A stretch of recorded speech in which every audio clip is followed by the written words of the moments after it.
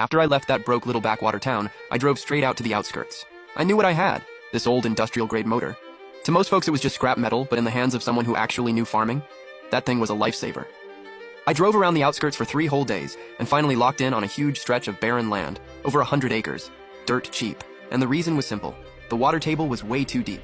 A regular residential pump couldn't pull water up at all, and even if it could, the flow was barely a trickle.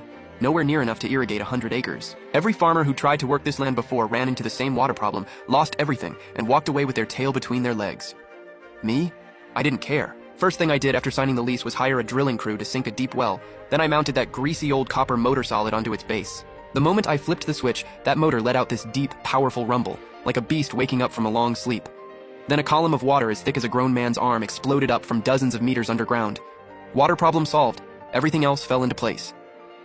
With 8 years of farming know-how and serious irrigation horsepower, I planted high-value organic cherries and Shine Muscat grapes on that cheap red soil. My life was on fast forward. Every single day, I was steadily marching toward a huge harvest. Meanwhile, back in the village, folks were getting swept up in the hype of modernization. Lu Yuan Company rolled in with a flashy new pump, stainless steel housing, colorful smart IoT labels slapped all over it, plus a giant LCD touchscreen. Honestly, it looked 100 times slicker than my beat-up old motor. My uncle had brokered the deal, so overnight he became the big shot of the village. Lu Yuan wasn't dumb. To keep him on their side, they cut him a fat kickback and threw him the contract for laying all the pipes in the village. For a while, my uncle was living large. Every day he'd strut around the village with his little man bag like he was some hotshot contractor. He took that dirty money and bought a ton of bricks and cement, started building himself a 3-story mini-mansion right in the most visible spot in the whole village, complete with a big rooftop terrace. The villagers shouldered their hoes and stared at the flimsy black plastic pipes freshly laid across their fields. You could squeeze those pipes flat with one hand, the walls were paper thin. But according to my uncle, that was aerospace-grade polymer material. Everyone was dreaming of getting rich, thinking they'd get cheap, clean, city-quality water without lifting a finger. What they didn't know was that everything that looks free in life already has a sky-high price tag hidden on it.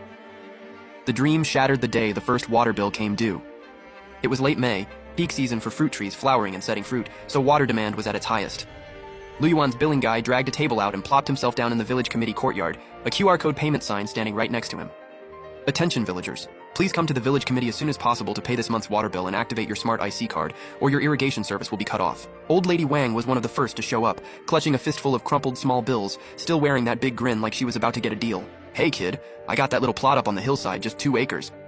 Back when Qin Yan was running things, I'd pay maybe 12-13 yuan a month in electricity. Your boss Mankang told us this fancy water would be half the price of before. I'm putting down 10 yuan today. That cover me for the month? The billing guy had dyed blonde hair. He didn't even look up, just chomping on his gum, swiped Old Lady Wang's card on the machine with a couple beeps, tapped a few keys, and the machine spat out a receipt over 3 feet long. Wang Chunyan, right? Your bill for this month just came out. 248 yuan total. You paying by QR scan or cash? If you don't pay in full, your card gets shut off tomorrow. The smile froze right on Old Lady Wang's face. The crumpled bills in her hand almost hit the floor. She thought she'd heard wrong. Her knees buckled and she nearly lost her footing. How much? 240? Kid, did you misplace a decimal point or something? You people are robbing us. I've only got 2 acres, and one watering costs hundreds of bucks? Old Lady Wang shrieked at the top of her lungs, and the whole line of villagers froze. The punk just rolled his eyes, hard. Then he impatiently tapped the tip of his pen down the tiny, printed, itemized bill. Lady, you can't read fine, but at least be reasonable. It's all right there in black and white. Look at line 1. The base water rate is actually cheap. 1 yuan per ton. Way less than what that Qin Yan guy used to charge, right? But this is a modern smart pipe network. You can't just count the water. Line 2. Smart Platform Network Service Fee, 30 yuan a month. Line 3, PE Pipeline Depreciation and Maintenance, 80 a month. Line 4, your village is up on a hill, so there's a tiered pump electricity surcharge, that's 60. Then there's the smart meter rental fee and the trace mineral additive fee. Add it all up and that's the price. And that's already after our rural subsidy discount. If it's too expensive, then why'd you stamp and sign the contract? If it's too expensive, don't swipe your card and use the water. Get out. The tap is on your own land. Nobody forced you to use it. That little speech hit like a slap across the face. Every single villager felt it. Word spread through the whole village like wildfire. Everyone was in shock. Back when I ran things, I bought the motor myself, fixed the pipes myself. I only charged them for the actual electricity to run the pump, straight off the grid rate, not a single extra fee. Ever. Then GreenSource came in and pulled the classic corporate playbook, splitting up the fees, hiding charges in the fine print, stacking on every service fee they could dream up. By the time you added it all up, the cost to water the same plot of land had gone up dozens of times over. The village exploded. Everyone was furious, especially the women who'd argue over a few cents at the market. Now they looked like someone was bleeding them dry. Hundreds of people stormed to the center of the village and surrounded Uncle Qin Menchang's half-built new house, 3 layers deep. Chin Manchang, you piece of work. Get out here and explain yourself. You said it'd be half the price. Now irrigation costs more than buying rice. Are you in on this scam with that company? At that moment, Uncle Chin Manchang was upstairs checking out his big new balcony.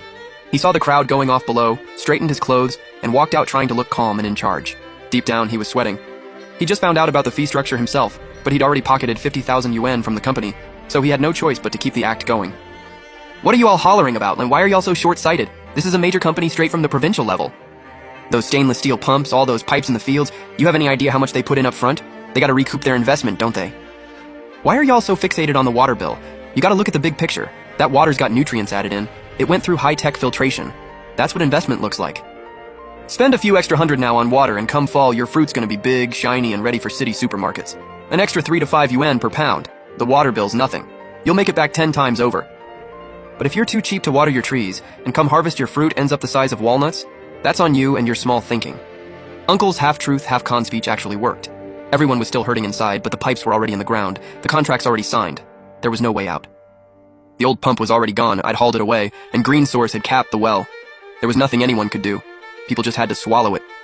To save money, villagers started cutting every corner. Water that should have soaked the roots deep, they'd only run it 10 minutes, just enough to wet the surface, then yank the card out. Used to be every 10 days. Now they were stretching it to 2 weeks, sometimes 3. Trees don't lie. Without enough water, the leaves that should have been lush started yellowing and curling at the edges.